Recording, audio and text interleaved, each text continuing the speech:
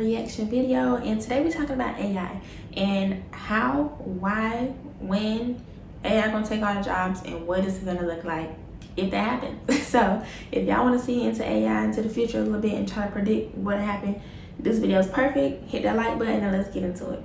AI and automation have arrived, and they're going to transform society forever.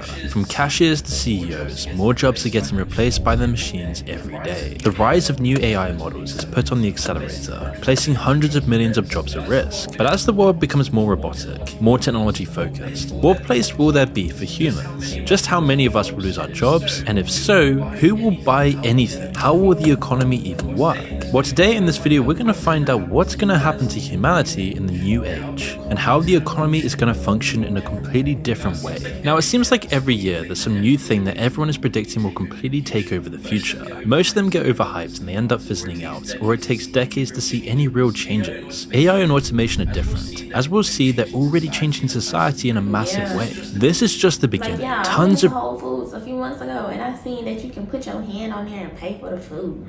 What is we talking about? Like, girl, that is very robotic, honey. Different jobs and industries are either about to change forever or they already have. We mentioned cashiers earlier, and they're one of the jobs at the highest risk of automation. In most chain shops and supermarkets, it's already happened, and we all see it today. It's very rare. And let me say this. Do y'all ever go to Walmart and you see like one cashier and then a whole bunch of self-checkout or something like that, or go to Target? It's maybe two people at the regular checkout and then it's self-checkout. Like, it's no cashiers for real. That's so crazy. To go to any store now without any self-checkout machines, and if they don't have them, it just seems outdated. 2023 was actually a record year for these machines, with over 200,000 new ones added to the shops across the world. And there have been mixed feelings about them ever since they were introduced, but most people at least tolerate them. In a 2021 survey, 60% of people said they prefer them to the regular checkout. Most of the time they're faster than other methods, more efficient, and if you're in your own head, you don't have to speak to anyone. Even if all of this is just a minor improvement over an incredibly slow system, people do prefer it, especially the corporations using them. The amount of money they save is astronomical. What used to take paying 20 people can now be done with 20 machines and only 2 employees to oversee them. It doesn't matter if they lose tons of stock to theft, which is very common with the machines, as they still easily pay for themselves over time. It also doesn't matter if the whole thing does end up being a lot more annoying for the consumer. The process hasn't been fully automated really. The machines only take some of the load, leaving the rest of it up to you, meaning corporations make you do the work and cut out the cost while also making a profit from it. And this small example is a glimpse into a future of automation on a much larger scale. Instead of the whole process getting automated, people's jobs will get replaced partly by machines and partly by passing the work onto the consumers instead. It's something you see in another category of jobs that's about to disappear: customer service. Years and years ago, if you called a company's customer service line, you would immediately be talking to another person who could understand your very specific question. And now we talking to robots. But I do not like talking to the robots, having to answer like 8 questions before you can even get to the people. You press the pound sign and you still can't get to the people. Like, why? Like, they think these AI agents are good ideas. I'd rather talk to a real person any day instead of a robot. Like, I can see how it can be more efficient and, you know, answer the questions, get you to the right person faster, but honestly, it take more time to make me want to hang up. I don't know about y'all. Comment down below how y'all feel, but that's how I feel.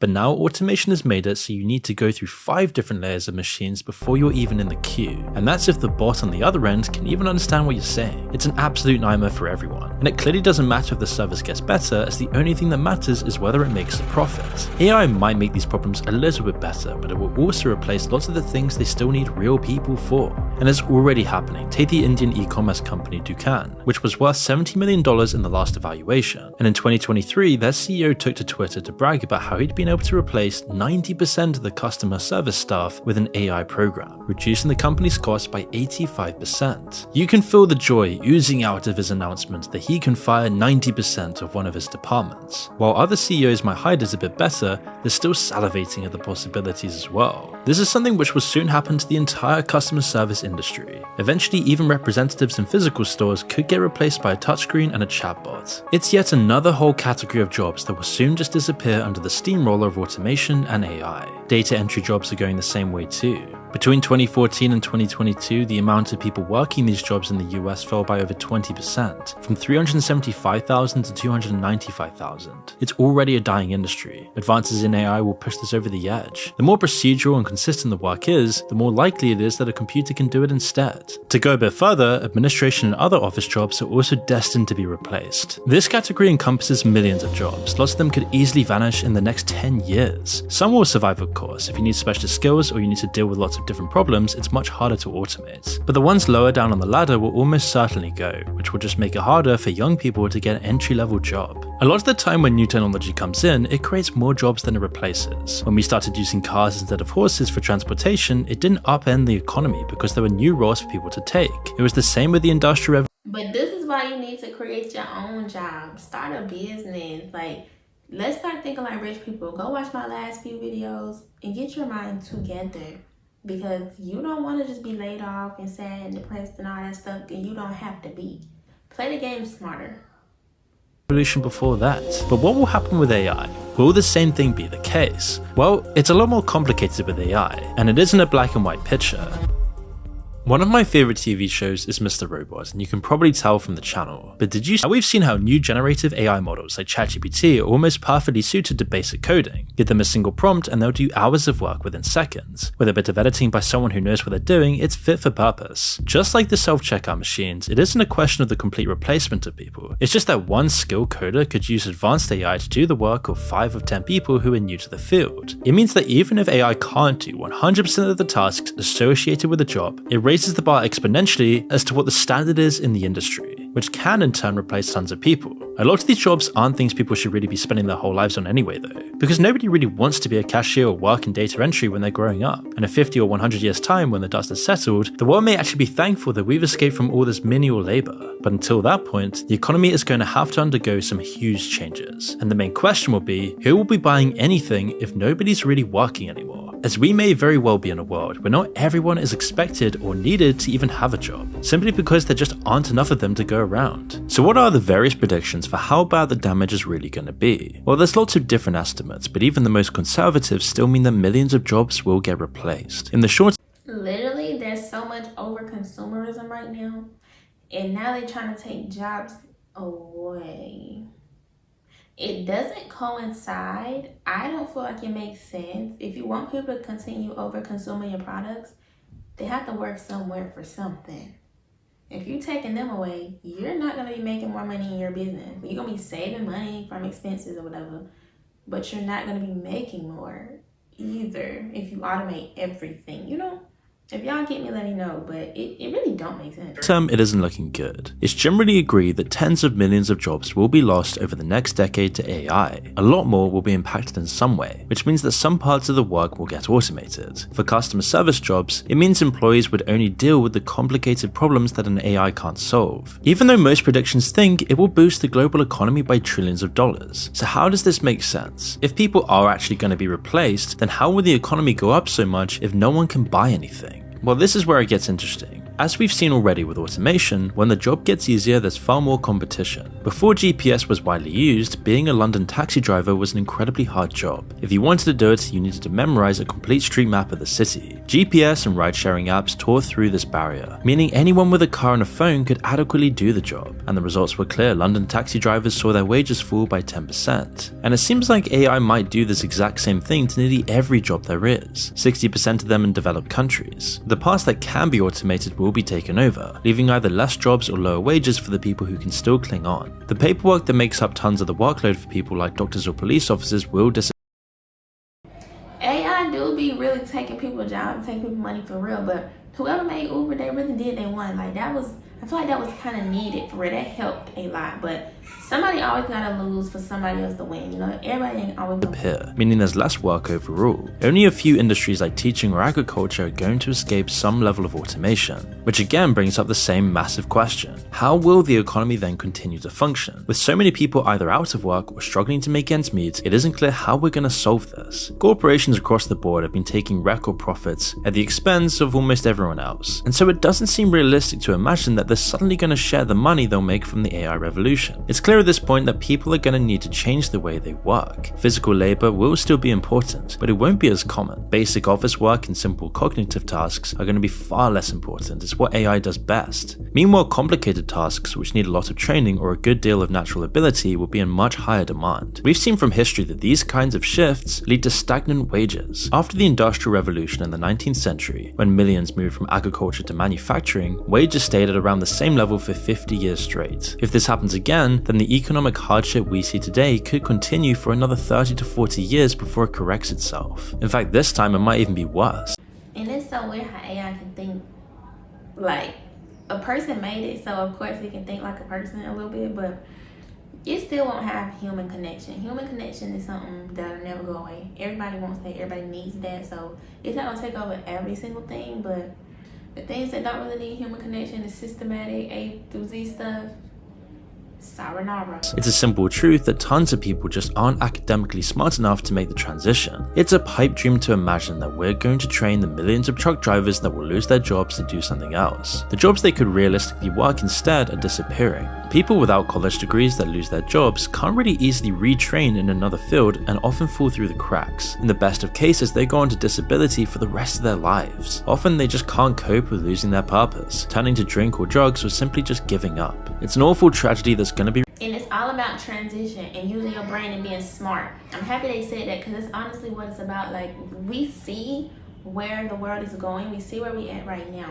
So we need to do everything in our power to be smarter than, I guess, the revolution, to transform and go into something new. That's very important. Repeated over and over again if we can't find a solution. And this transition will leave tons of people behind, as most of us just don't have the skills or the natural ability to work the highly complicated academic jobs that AI will create. The AI trucks will need people to oversee the operation and make sure it's all running smoothly, even directly taking control of certain trucks if necessary. But it's not something that's going to be easy for anyone to pick up without specific training. The world is just getting too complicated for most people, but this could be one area where people could still find a niche. Instead of directly working as a cashier, shop assistants now often oversee a group of self-checkout machines. Instead of the job getting harder, it changed so that most of the work is guiding people through the process instead. As more and more of the world gets automated, we'll need tons of people to start working these jobs in other fields. Grandma's not going to be magically figuring all of this out herself, she's going to need some help. Because developed economies are mostly made up of service jobs, this is going to create more jobs than you might think. It's a niche that people with more human-centered skills are going to thrive in,